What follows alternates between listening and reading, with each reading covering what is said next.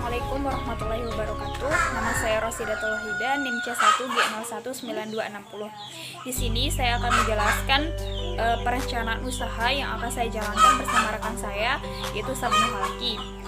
Perencanaan yang akan kita lakukan yaitu tanaman hias. Tanaman hias adalah semua jenis tanaman yang ditanam untuk estetika keindahan, baik tanaman bunga, pohon, buah-buahan maupun sayur-sayuran. Tanaman hias merupakan salah satu jenis komoditi agribisnis yang mempunyai masa depan yang cerah, sehingga kebutuhan akan tanaman hias semakin meningkat. Saat ini, tanaman hias banyak dibutuhkan untuk memperindah lingkungan sekitar. Banyak masyarakat yang mengusahakan tanaman hias sebagai salah satu jenis usaha yang dapat menjadi sumber ekonomi masyarakat. Selanjutnya, peluang usaha. Kami melihat peluang usaha di bidang tanaman hias ini, adapun bahan pertimbangannya ada 3, yaitu teknologi, bergaransi, dan multi pelayanan. Yang pertama yaitu teknologi. Dalam teknik penanaman, tanaman hias dikenal ada 2 hal yang sangat penting dalam melakukan kegiatan penanaman, yaitu media penanaman serta pupuk yang berfungsi sebagai zat perangsang pertumbuhan tanaman. Dalam penanaman tanaman terdapat beberapa media, diantaranya tanah, skam, sabut, dan pakis. Kemudian untuk pupuk terdapat beberapa jenis, yaitu diantaranya NPK, urea, kandang, dan lain sebagainya. Yang kedua, bergaransi. Untuk menjaga kepercayaan para konsumen, kami memberi garansi terhadap tanaman kami. Adapun untuk garansi yang kami berikan yaitu penggantian tanaman. Yang ketiga, multi pelayanan. Seperti yang telah dijelaskan sebelumnya, kami akan berusaha memberikan pelayanan yang sebaik mungkin kepada konsumen, serta memberikan tanaman yang berkualitas guna menjaga kepercayaan pelanggan kepada kami.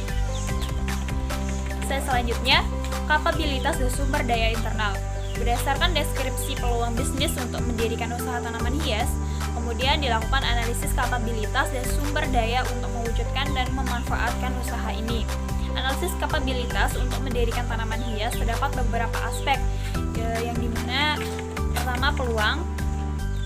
Pendiri usaha tanaman hias dalam hal ini penulis terdiri dari 5 orang anggota. 1 orang anggota dari kami memiliki latar belakang orang tua yang bekerja sebagai petani, dan 1 orang anggota memiliki relasi yang telah menggeluti usaha ini terlebih dahulu, sehingga kami memiliki bayangan terhadap usaha ini dalam hal pengetahuan, baik pengetahuan dalam hal pertanian maupun pengetahuan dalam hal pemasaran.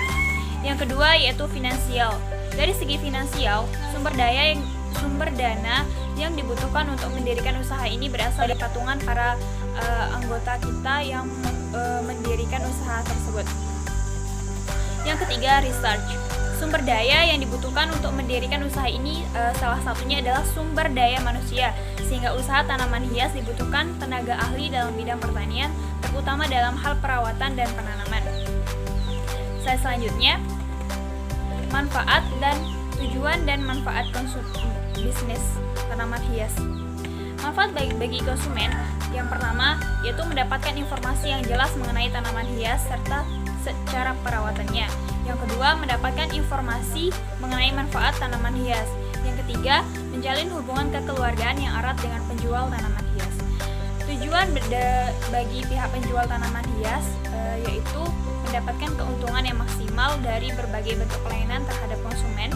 Yang kedua, mengaplikasikan ilmu pengetahuan dan teknologi yang dimiliki pada kehidupan nyata. Selanjutnya yaitu stakeholder yang terlibat. Nah, yang pertama yaitu primary stakeholders. Nah, selanjutnya yang kedua yaitu secondary stakeholder. Untuk usaha yang akan didirikan adalah berupa tempat berjualan dengan menyediakan berbagai jenis tanaman hias serta menyediakan aksesoris atau keperluan lainnya. Nah, penjualan tanaman ini dapat kita lakukan di kios, sedangkan pelayanan kepada konsumen seperti perawatan serta pembuatan taman dilakukan bisa langsung ke tempat konsumen. Nah, yang pertama yaitu analisis pasar. Secara umum, target pasar yang kami bidik itu yaitu daerah warga Lombok Barat, terutama di daerah warga Mataram dan sekitarnya yang memiliki hobi menanam tanaman hias, dan juga warga yang akan sadar manfaat tanaman hias serta pentingnya lingkungan sehat dan indah. Yang kedua yaitu analisis potensial customer. Yang pertama yaitu type of customer and their needs. Nah, Tipe ini yaitu konsumen yang kami bidik yaitu berupa warga sekitar yang menggemari tanaman hias serta memiliki kesadaran akan pentingnya atau manfaatnya dari menanam tanaman hias ini. Nah, yang kedua, demand and potential growth. Nah, saat ini orang-orang yang membeli tanaman hias masih dikatakan sangat jarang. Akan tetapi, kami memiliki keyakinan yang cukup besar bahwa usaha tanaman hias akan berkembang seiringnya dan berjalannya waktu. Nah, timbulnya kesadaran akan manfaat tanaman hias ini sangat dibutuhkan ketekunan dan kesabaran yang ekstra untuk kami mengembangkan usaha tanaman hias ini. Nah, yang ketiga, customer behavior. Rata-rata para konsumen memiliki tempat penjualan tanaman yang sangat strategis serta dengan harga yang terjangkau bagi konsumen. Nah, kenyamanan lokasi dan usaha ini merupakan faktor utama yang kami pantau sehingga guna menarik para pelanggan atau konsumen. Nah, yang keempat yaitu market karakteristik. Nah, karakteristik yang akan dituju berdasarkan yang pertama yaitu demografi. Demografi ya dimaksudnya itu kalangan pencinta tanaman hias kita bandingkan dengan kalangan biasa yaitu sekitar 70% berbanding 30%. Hal ini terjadi dikarenakan kalangan pecinta tanaman hias memiliki kesadaran yang lebih tinggi akan manfaat tanaman hias bagi kehidupan.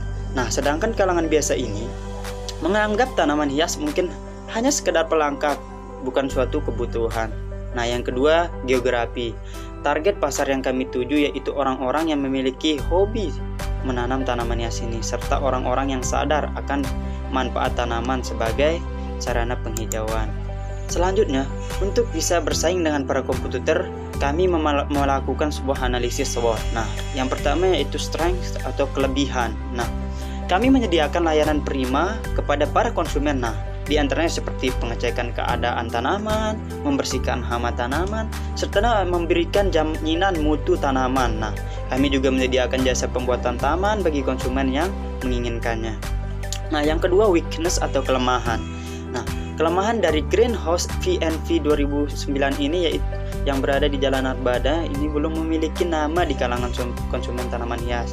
Nah, jika dibandingkan dengan para kompetitor kami yang sudah menjalankan usaha tanaman hias. Nah, yang ketiga, opportunity atau peluang. Nah, latar belakang orang tua dan relasi serta lokasi yang cukup strategis yang memungkinkan untuk mendirikan usaha ini merupakan hal terbesar yang dimanfaat sebagai peluang untuk memulai usaha ini. Nah, yang terakhir atau yang keempat itu threat atau tantangan. Nah, dengan adanya komputer lain ini yang sudah mempunyai nama merupakan salah satu tantangan terbesar bagi kami, sehingga guna untuk kami mendapatkan serta memberikan pelayanan yang terbaik kepada konsumen dan supaya tercapainya kepuasan konsumen terhadap produk dan jasa yang kami tawarkan ini. Nah, terima kasih.